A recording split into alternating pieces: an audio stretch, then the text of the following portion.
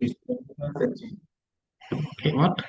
It's only for fetching the data UDF, Yeah, not for insert update UDF.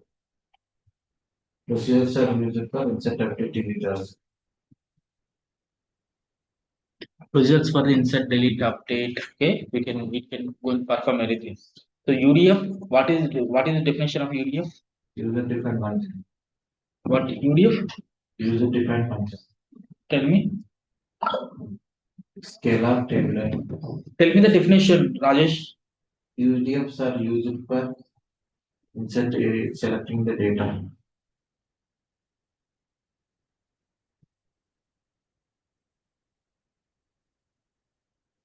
Tell me the definition UDF.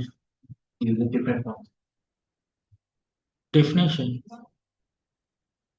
Explain. UDFs are used for that for calculation purpose mainly. Then And extracting the and selecting the data from the table based on the columns. okay. So why we need UDF? UDF only for fetching the data and for calculations.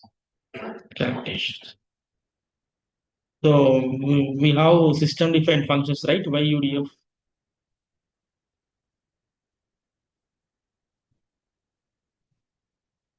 We have system defined functions, right? Why UDF?